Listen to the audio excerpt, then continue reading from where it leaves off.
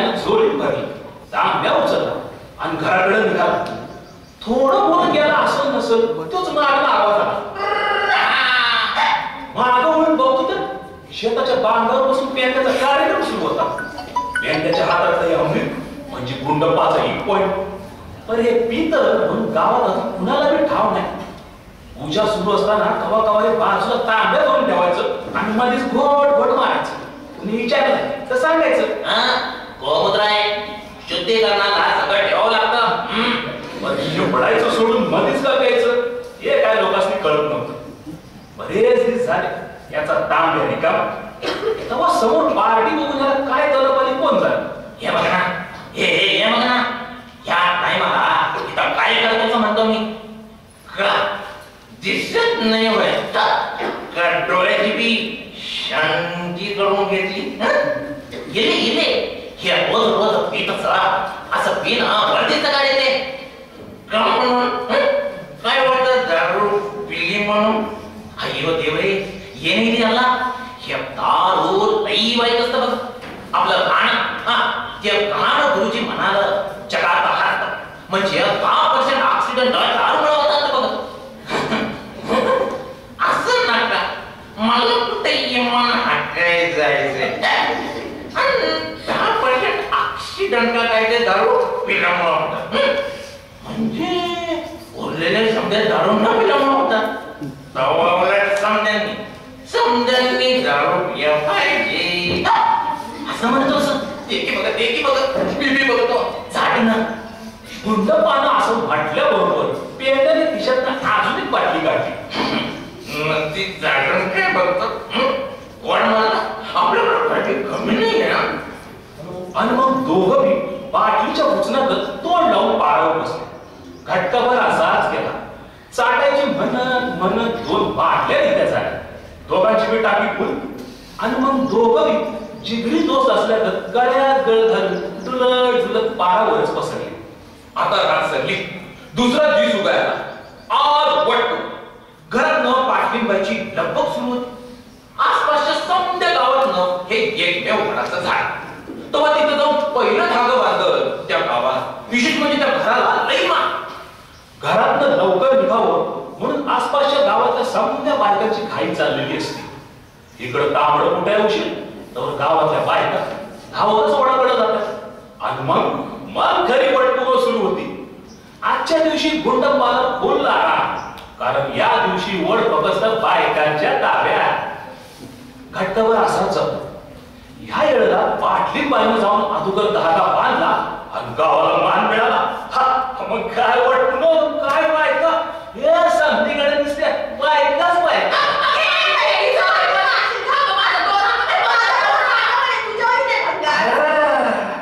बायकांचा गोंधळ फुल रेटारेटी करत बायकांनी अगदी वळून ताणून खर्चून वडाला धागं बांधलं.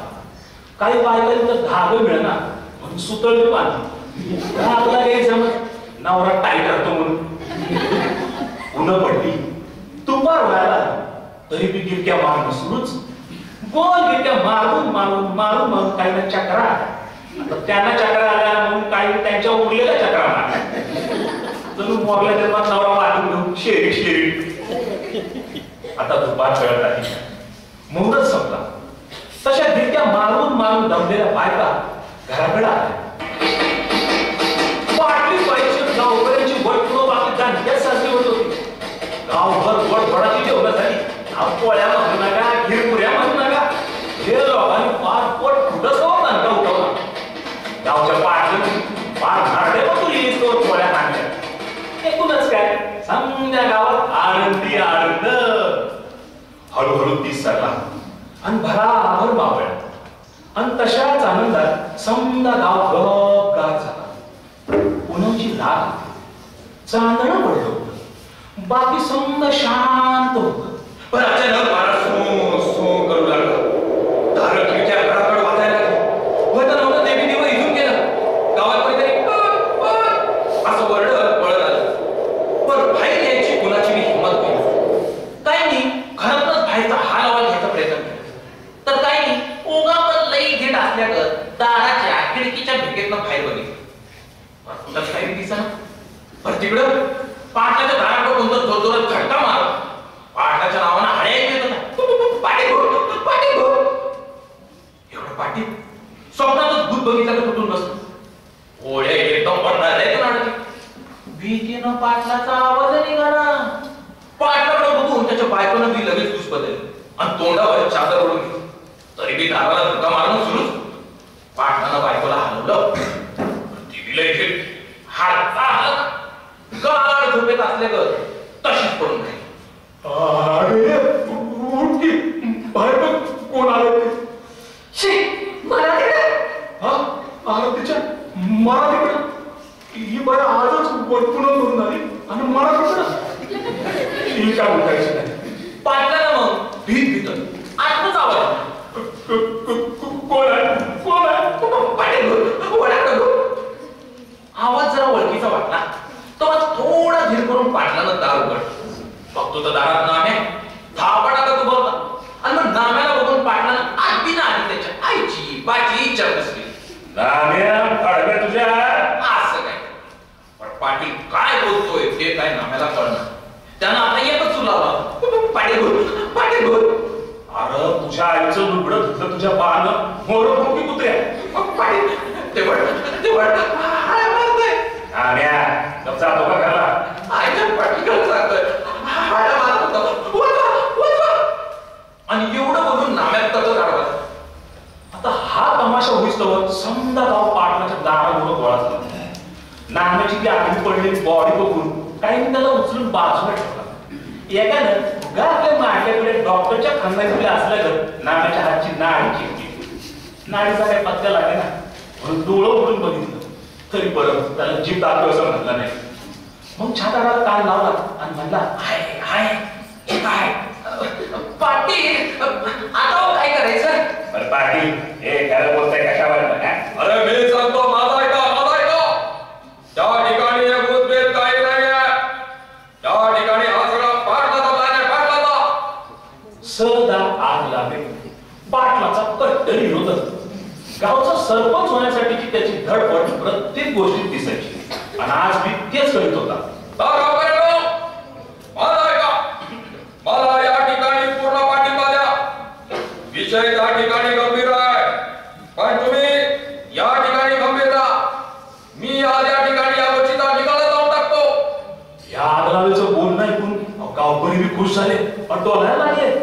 तसा अवसर आला तर सदा पुढे झाला तोच असं वरडून नाम्या परत आडवा झाला. नाम्याचं वरडणं ऐकून सदा पुढाला पाय लावून धुवून ठोकली आणि नेहमीप्रमाणे त्याचा विरोध मावळला. आता नाम्याने जर असं कन्फर्मेशन दिल्यावर पाटलाचा आणि बाकी समध्याचा विश्वास बसला. आता निम्मी रात झाली होती. त्या आवाजामुळं समध्या गावाची झोप उडाली होती. इकडं दारादारातनं बायकांच्या मिटिंगा सुरू झाल्या. 20 एक मिनिटं अशीच गेली पण काय बोलावं तेच काय कोणाला कळलं. मध्येच कुठेतरी कुजबुजायचं आणि परत संध्या गप व्हायची. तेवढ्या मधून गोडाबे बोलायला लागला. अरे मला त्या बाळाचं काही खरं वाटत नाही. अरे 25 वर्षांपूर्वी असंच घडलं. माझ्या आईने मुलगी व्हावी म्हणून आणि बाबांनी मुलगा व्हावा म्हणून वडाची प्रार्थना केली होती. मग काय झालं भलतं.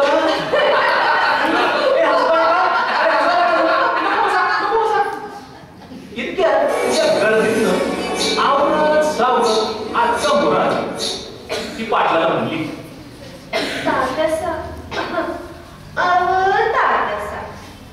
मला वाटतं आज वडपुणं होती ना तर कुणाच्या आडाडीनं वडाला धागा बांधला असत. हे ऐकल्याबरोबर पाटील बाय टाकली. आता ही आज्ञा काय पाहुणीची आहे समजा गावाला माहित होतं.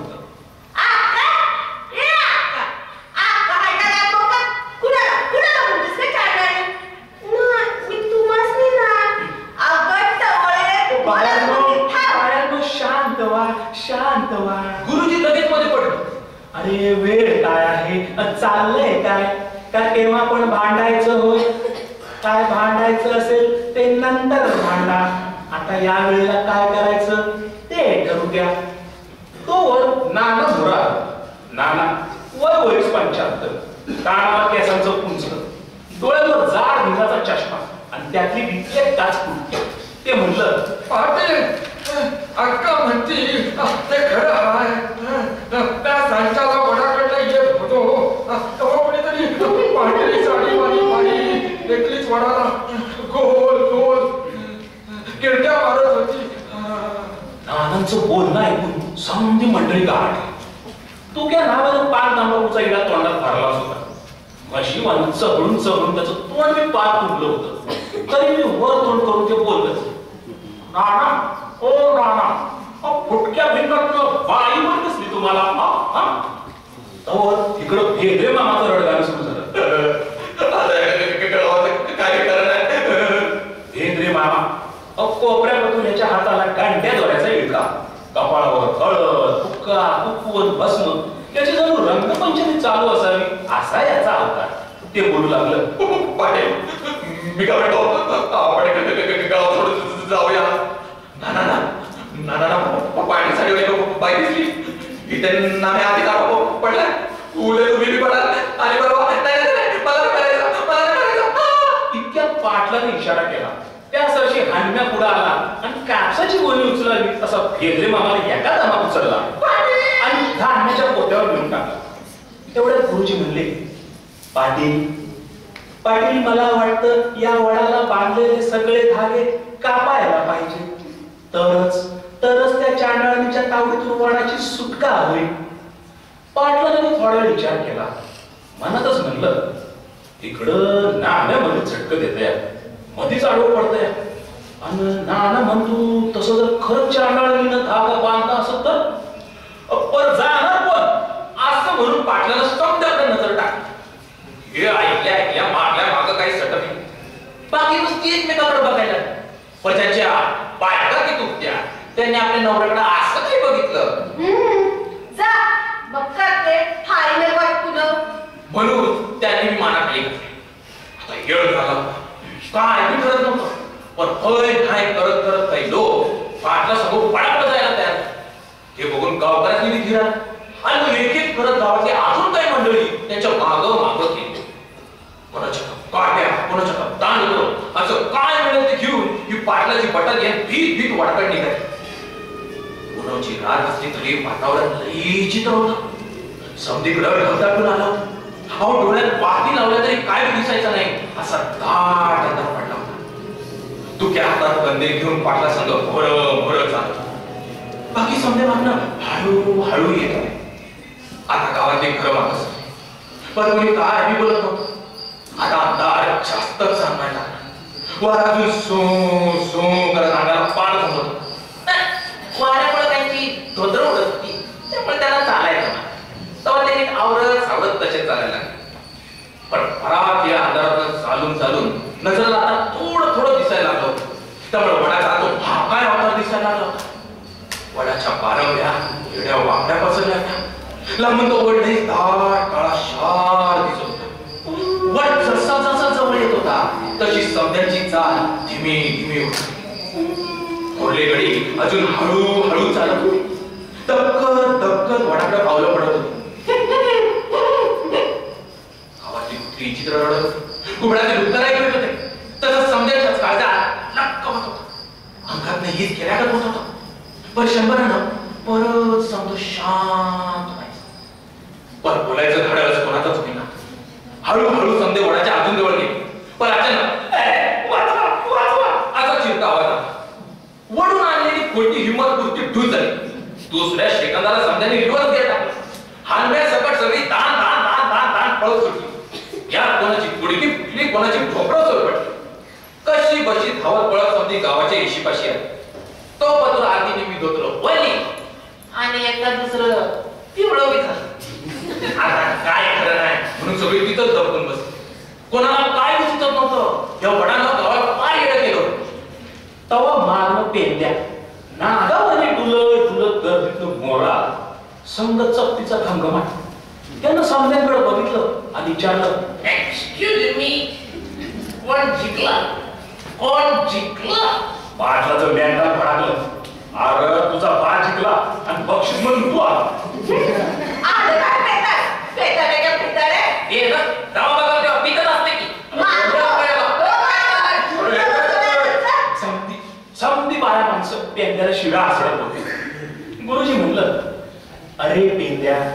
केव्हा तरी शुद्धीत राहत जा. इकडे गावावर संकट आलंय मुला. ते वडाचं झाड केव्हापासून वाचवा वाचवा म्हणतंय. असं होय. मग चला चला की बोरं वाचवाया. येतच मुलं जाऊ लागलं. लोकांनी घेऊन त्याला मागं ओढलं. अरे बिदाडा, अरे गप्पन राहा की इथं. तिथं कुणाच्या आंधळकीनं धागा बांधला हाय का भूत आहे काय कळलं झालंय. अरे समजेच मी धरता येते. धाग वा माग मी काढतो समजत धाग. असं म्हणून पेंट्या परत समजेच रेटत मोर निघाला. गुरुजी पाटलाला हळूच म्हणले, पाटील हा पेंट्या आधीच मद्यपान करून आलेला आहे. तेव्हा तो काही घाबरणार नाही किंवा कुणाचे ऐकणारही नाही. मला काय वाटतं आपलं काम होत आहे ना, मग जाऊ द्या त्याला पुढे. काय आहे ते कळेल तरी. गुरुजीचं म्हणणं पाटलाला बी पटलं. कोणच्या बाचं काय जातंय. मग लोकांनी बी या पेंड्याला सोडून दिलं आणि वडगावचं हे टाईट प्रकरण वडाला फाईट द्यायला निघालं. दोर कापाया तुक्या नाव्यानं खिशातनं वाचताना काढून पेंड्याच्या हातात दिला. हे पेंड्याने हातात तलवार धरल्यावानी महाभारतातला मोठा प्रसंग घातल्यावानी वडाकडे निघाला. समते जण पेंड्याकडे लक्ष ठेवून होते. पेंड्या खरंच का? मरतय ते ना असा सूर मी मध्ये ऐकू येत होता. पण बघता हे जण वडाकडे जाऊन धागं कापायला लागलं. सपासप धागं कापत होतं. संग गावभर शिव्या बी हसत होतं. पण बराच वेळ झाला हे दिसतात सप करते. धागा तर एक बी दिसना. हे धागं कापायला गेलंय की वडाची भागराय गेलं. तू क्या जरा बरोबर जाऊन काय करतोय ते. तू क्या मोर गेला आणि तू त्यानं लांबच हात दिली. पेंड्या अरे काय करतोय. अरे धाग तू कुठं झाड कापायचं नाही. धाग असं म्हणून तो परत मागे गेला. पेंड्या बघतो तर मायला खरंच की धाग सोडून वडाची पारवी धरली होती त्यानं. मन गेली कुस्ती खेळायला निघाल्या वडाच्या कुंड्याजवळ गेला आणि खऱ्या अर्थानं धाग कापायला सुरुवात केली. आता तो आवाज शांत झाला होता. हळूहळू धाग तुटत होत. पेंड्याकडे बघून गावकऱ्याचे बी धीर आला आणि मग गर्दीत सल्ले यायला लागले. इकडं वडापाशी हळूहळू दोन तुटत होते. मायला पेंड्यामुळे आज वड मोकळा होणार. समजा तिकडेच बघत होते. पण अचानक वडाच्या टोळीत नाही हात बाहेर आला आणि पेंड्याला हात ओढायला लागला. पेंड्या मोठ्यानं ओरडलं, पेंड्या अरे हायस का. पण पेंड्याला जबाब आला नाही. गर्दीत न मध्ये कोणतं किंचाळला. वडानं पेंड्याला खाल्लं रे. पेंड्या केलं रंगीच म्हणजे पेंड्याच्या बायकोची रडारड सुरू झाली.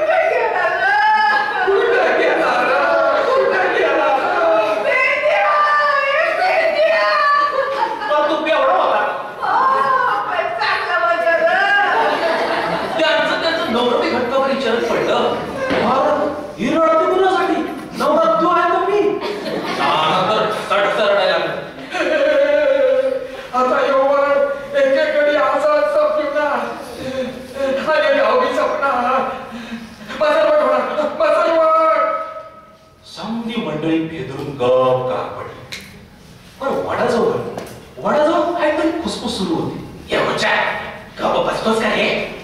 तोंडावर ठेवलेला हात बाजूला सरत पेंद्या म्हणलं, अरे गुंड्या तू इथं काय करतोस? तुझी तर सुट्टी आहे ना आज. येतो बघ की म्हणा, तुझ्यामुळं काय दोन येतो वडापाशी पेंगलो. जागा आलं तर कोणीतरी कंदील घेऊन येताना दिसलं म्हणून वडाच्या टोलीत जाऊन लपलो. पण या बायकांनी स्वतः पंडाळून आताच अडकवले तरी मला. अरे दादा तू आलास नाहीतर इथेच गुदमारून प्राण जातो की रे माझं आज. तुझं सिक्रेटच सांगतो गावाला. ते काय कुठं सांगू नको. माझा तात्याचा होईल किड्या पट्ट्या पोळा. त्यापेक्षा मी देतो पण तुला चपटी येत. तो बदल समधी मंडळी वडापाशी आली. गुंडप्पा, गुंड तू राहिला कसा आणि ते चहांडाळी पाटील सांग केले जरा. हे मी त्या आवत की वर त्या चांडाणी वर बसला होता. हे मी त्या बोलवलं म्हणून मी प्रकरण झालो आणि मंत्र म्हणून सोडवलं की रे चटक्यात. या चांडाणी तिचं धाग सगळं काढलं. गुंडप्पाचं बोलणं ऐकून समजाच्या जीवात जीव आला. गुंडप्पा सॉरी सॉरी सॉरी असं म्हणून समजाने गुंडप्पाचं पाय. हे पेंद्या बिल लई ईश्वर असतं बघा. हे पण आज कामी आलं माझ्या. गुंडप्पानं असं म्हणल्याबरोबर गावकऱ्यांनी पेंद्याला गुंडप्पाला उचलून खांद्यावर घेतलं. तसं मागणं कोणतं ओरडलं, स्वामी पेड्या आमारे आमारे आमारे. तशा समधीकडे घोषणा घुमायला लागली. गुंडप्पा पेंद्याच्या कानात हळूच म्हणलं, भांडणारा तू जरा होत चपटीक पेक्षा मला काय पण बोलायचं नाही. चपाटीची शापात असताय बघ. पेंद्या खुशीतच ओरडलं,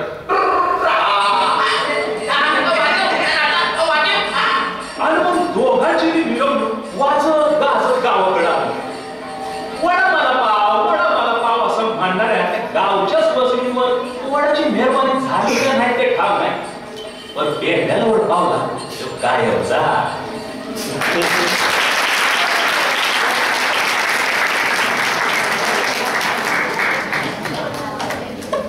खूप भारी होती. तुम्ही तो दारुड्याचा आवाज खूप भारी करत होते. तुम्ही जे एका पात्रातून दुसऱ्या पात्रात शिफ्ट व्हायचे ना तेव्हा तुमच्या आवाज पण तसाच शिफ्ट व्हायचा. याचं खूप भारी वाटलं. आणि तुम्ही हॉरर पण सांगितलं आणि कॉमेडी एकत्र सांगितलं.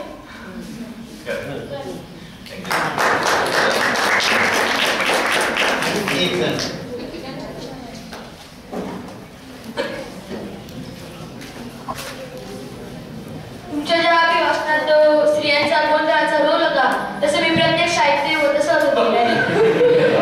आणि प्रत्यक्ष बघतोय असं तुम्ही गावाकडचा म्हणजे माहोल बनवून दिला तिथे राहिले.